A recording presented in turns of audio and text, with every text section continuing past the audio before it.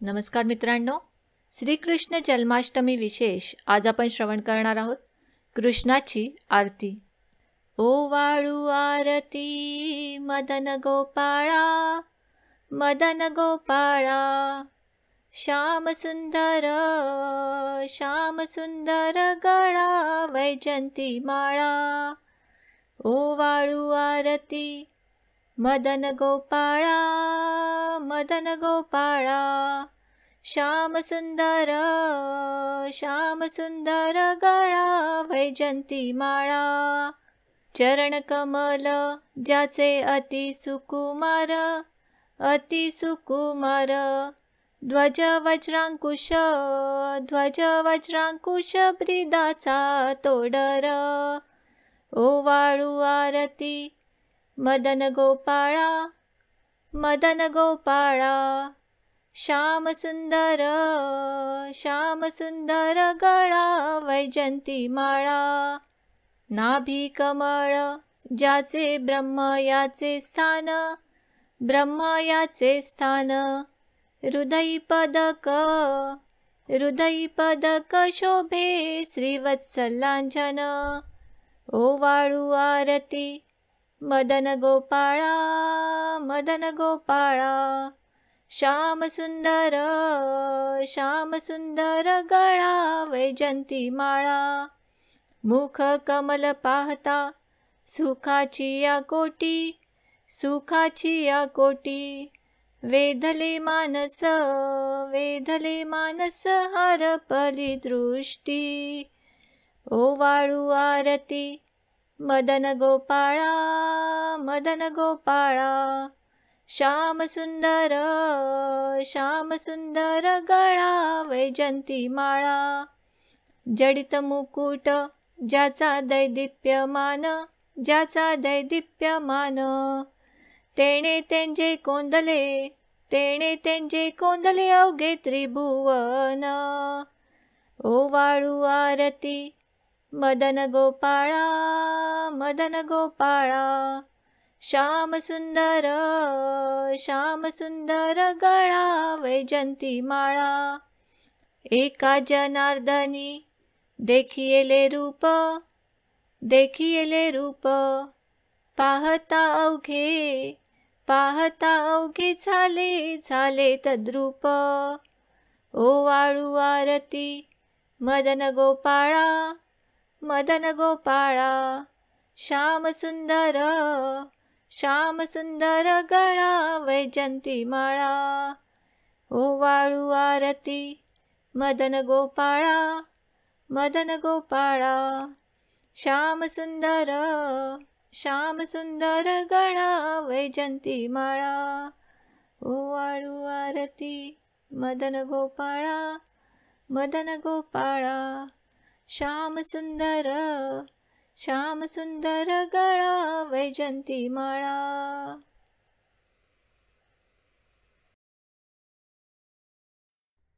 मित्रांनो, आज कृष्ण जन्माष्टमी आणि त्याच निमित्ताने आज आपण श्रवण करणार आहोत श्रीकृष्ण आरती आणि श्रीकृष्ण गायत्री मंत्र. ओम देवकी नंदनाय विद्महे वासुदेवाय धीमहि तन्नो कृष्ण प्रचोदयात. ओम देवकी नंदनाय विद्महे वासुदेवाय धीमहि तन्नो कृष्ण प्रचोदयात. ओम देवकी नंदनाय विद्महे वासुदेवाय धीमहि तन्नो कृष्ण प्रचोदयात. ओम देवकी नंदनाय विद्महे वासुदेवाय धीमहि तन्नो कृष्ण प्रचोदयात. ओम देवकी नंदनाय विद्महे वासुदेवाय धीमहि तन्नो कृष्ण प्रचोदयात. ओम देवकी नंदनाय विद्महे वासुदेवाय धीमहि तन्नो कृष्ण प्रचोदयात. ओम देवकी नंदनाय विद्महे वासुदेवाय धीमहि तन्नो कृष्ण प्रचोदयात. ओम देवकी नंदनाय विद्महे वासुदेवाय धीमहि तन्नो कृष्ण प्रचोदयात. ॐ देवकीनन्दनाय विद्महे वासुदेवाय धीमहि तन्नो कृष्ण प्रचोदयात्। ॐ देवकीनन्दनाय विद्महे वासुदेवाय धीमहि तन्नो कृष्ण प्रचोदयात्। ॐ देवकीनन्दनाय विद्महे वासुदेवाय धीमहि तन्नो कृष्ण प्रचोदयात्। ॐ देवकीनन्दनाय विद्महे वासुदेवाय धीमहि तन्नो कृष्ण प्रचोदयात्। ॐ देवकीनन्दनाय विद्महे वासुदेवाय धीमहि तन्नो कृष्ण प्रचोदयात्। ॐ देवकीनन्दनाय विद्महे वासुदेवाय धीमहि तन्नो कृष्ण प्रचोदयात्। ॐ देवकीनन्दनाय विद्महे वासुदेवाय धीमहि तन्नो कृष्ण प्रचोदयात्। ॐ देवकीनन्दनाय विद्महे वासुदेवाय धीमहि तन्नो कृष्ण प्रचोदयात्। ॐ देवकीनन्दनाय विद्महे वासुदेवाय धीमहि तन्नो कृष्ण प्रचोदयात्। ॐ देवकीनन्दनाय विद्महे वासुदेवाय धीमहि तन्नो कृष्ण प्रचोदयात्। ॐ देवकीनन्दनाय विद्महे वासुदेवाय धीमहि तन्नो कृष्ण प्रचोदयात्। ॐ देवकीनन्दनाय विद्महे वासुदेवाय धीमहि तन्नो कृष्ण प्रचोदयात्। ॐ देवकीनन्दनाय विद्महे वासुदेवाय धीमहि तन्नो कृष्ण प्रचोदयात्। ॐ देवकीनन्दनाय विद्महे वासुदेवाय धीमहि तन्नो कृष्ण प्रचोदयात्।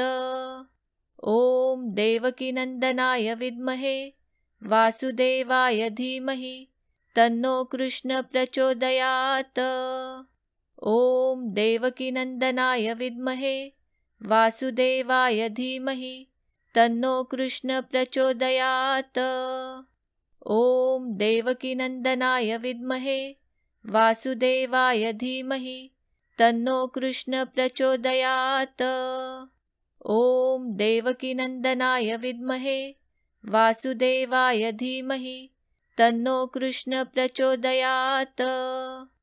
ॐ देवकीनन्दनाय विद्महे वासुदेवाय धीमहि तन्नो कृष्ण प्रचोदयात्। ॐ देवकीनन्दनाय विद्महे वासुदेवाय धीमहि तन्नो कृष्ण प्रचोदयात्। ॐ देवकीनन्दनाय विद्महे वासुदेवाय धीमहि तन्नो कृष्ण प्रचोदयात्। ॐ देवकीनन्दनाय विद्महे वासुदेवाय धीमहि तन्नो कृष्ण प्रचोदयात्। ॐ देवकीनन्दनाय विद्महे वासुदेवाय धीमहि तन्नो कृष्ण प्रचोदयात्। ॐ देवकीनन्दनाय विद्महे वासुदेवाय धीमहि तन्नो कृष्ण प्रचोदयात्। ॐ देवकीनन्दनाय विद्महे वासुदेवाय धीमहि तन्नो कृष्ण प्रचोदयात्। ॐ देवकीनन्दनाय विद्महे वासुदेवाय धीमहि तन्नो कृष्ण प्रचोदयात्। ॐ देवकीनन्दनाय विद्महे वासुदेवाय धीमहि तन्नो कृष्ण प्रचोदयात्। ॐ देवकीनन्दनाय विद्महे वासुदेवाय धीमहि तन्नो कृष्ण प्रचोदयात्। ॐ देवकीनन्दनाय विद्महे वासुदेवाय धीमहि तन्नो कृष्ण प्रचोदयात्। ॐ देवकीनन्दनाय विद्महे वासुदेवाय धीमहि तन्नो कृष्ण प्रचोदयात्। ॐ देवकीनन्दनाय विद्महे वासुदेवाय धीमहि तन्नो कृष्ण प्रचोदयात्। ॐ देवकीनन्दनाय विद्महे वासुदेवाय धीमहि तन्नो कृष्ण प्रचोदयात्। ॐ देवकीनन्दनाय विद्महे वासुदेवाय धीमहि तन्नो कृष्ण प्रचोदयात्।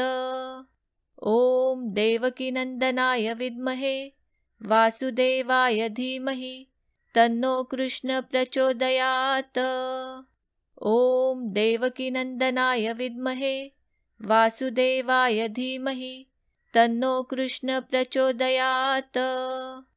ॐ देवकीनन्दनाय विद्महे वासुदेवाय धीमहि तन्नो कृष्ण प्रचोदयात्। ॐ देवकीनन्दनाय विद्महे वासुदेवाय धीमहि तन्नो कृष्ण प्रचोदयात्। ॐ देवकीनन्दनाय विद्महे वासुदेवाय धीमहि तन्नो कृष्ण प्रचोदयात्। ॐ देवकीनन्दनाय विद्महे वासुदेवाय धीमहि तन्नो कृष्ण प्रचोदयात्। ॐ देवकीनन्दनाय विद्महे वासुदेवाय धीमहि तन्नो कृष्ण प्रचोदयात्। ॐ देवकीनन्दनाय विद्महे वासुदेवाय धीमहि तन्नो कृष्ण प्रचोदयात्। ॐ देवकीनन्दनाय विद्महे वासुदेवाय धीमहि तन्नो कृष्ण प्रचोदयात्। ॐ देवकीनन्दनाय विद्महे वासुदेवाय धीमहि तन्नो कृष्ण प्रचोदयात्। ॐ देवकीनन्दनाय विद्महे वासुदेवाय धीमहि तन्नो कृष्ण प्रचोदयात्। ॐ देवकीनन्दनाय विद्महे वासुदेवाय धीमहि तन्नो कृष्ण प्रचोदयात्।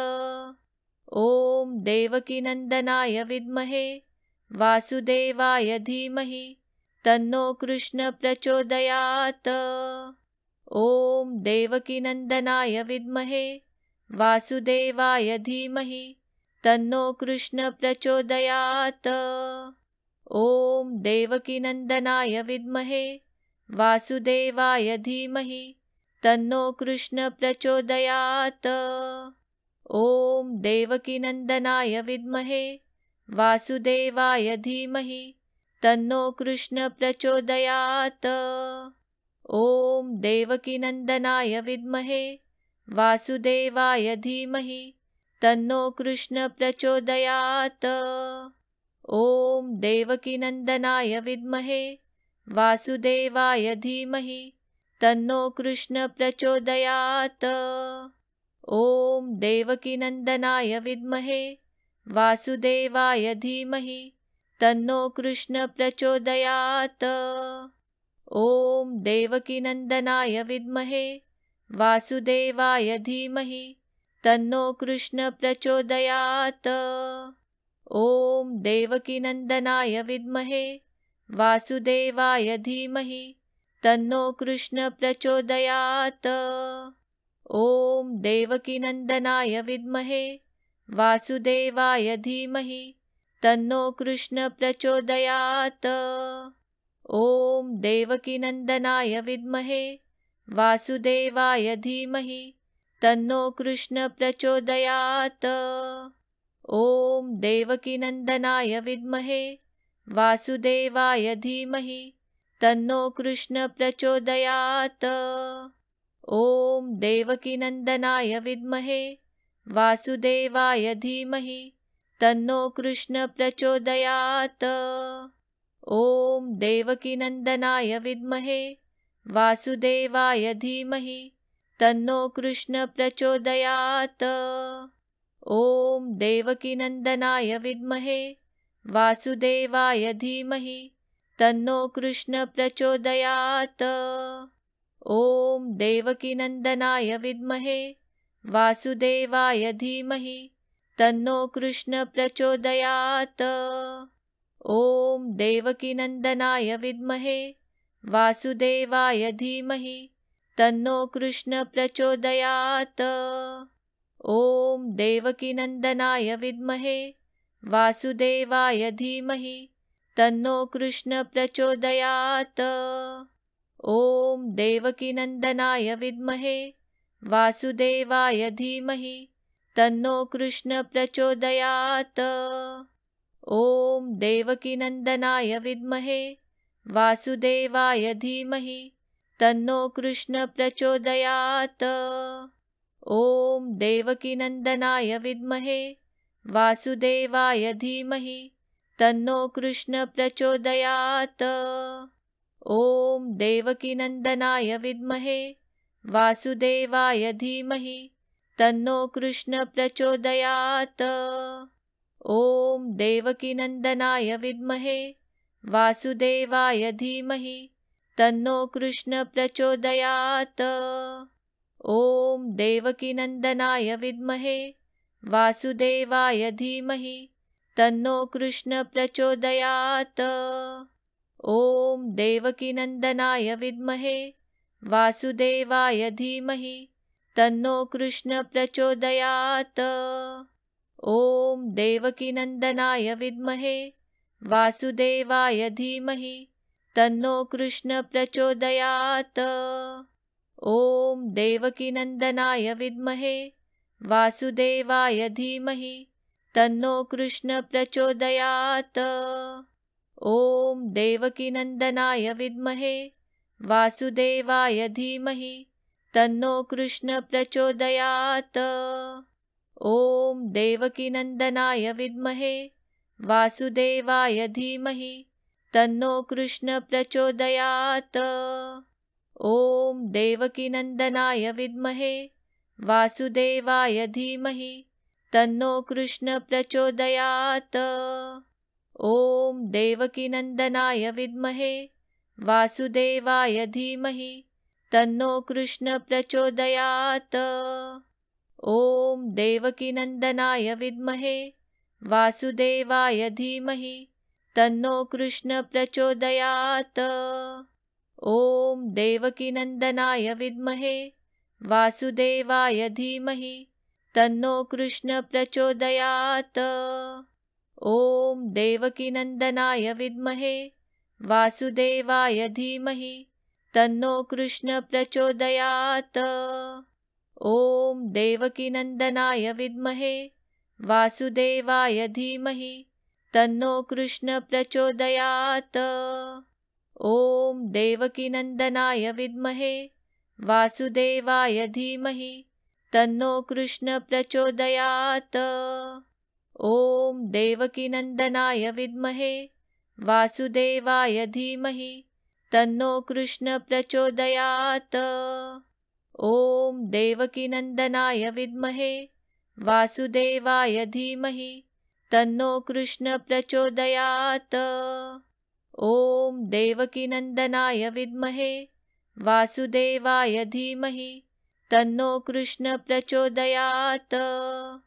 ॐ देवकीनन्दनाय विद्महे वासुदेवाय धीमहि तन्नो कृष्ण प्रचोदयात्। ॐ देवकीनन्दनाय विद्महे वासुदेवाय धीमहि तन्नो कृष्ण प्रचोदयात्। ॐ देवकीनन्दनाय विद्महे वासुदेवाय धीमहि तन्नो कृष्ण प्रचोदयात्। ॐ देवकीनन्दनाय विद्महे वासुदेवाय धीमहि तन्नो कृष्ण प्रचोदयात्।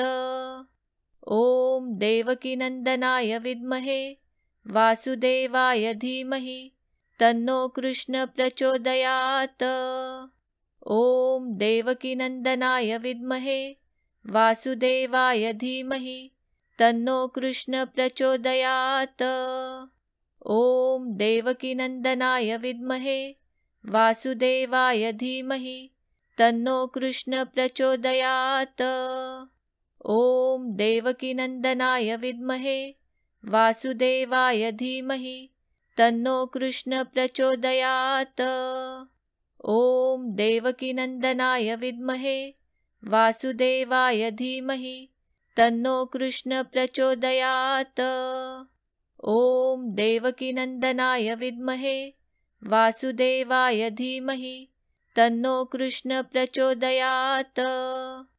ॐ देवकीनन्दनाय विद्महे वासुदेवाय धीमहि तन्नो कृष्ण प्रचोदयात्। ॐ देवकीनन्दनाय विद्महे वासुदेवाय धीमहि तन्नो कृष्ण प्रचोदयात्। ॐ देवकीनन्दनाय विद्महे वासुदेवाय धीमहि तन्नो कृष्ण प्रचोदयात्। ॐ देवकीनन्दनाय विद्महे वासुदेवाय धीमहि तन्नो कृष्ण प्रचोदयात्। ॐ देवकीनन्दनाय विद्महे वासुदेवाय धीमहि तन्नो कृष्ण प्रचोदयात्। ॐ देवकीनन्दनाय विद्महे वासुदेवाय धीमहि तन्नो कृष्ण प्रचोदयात्।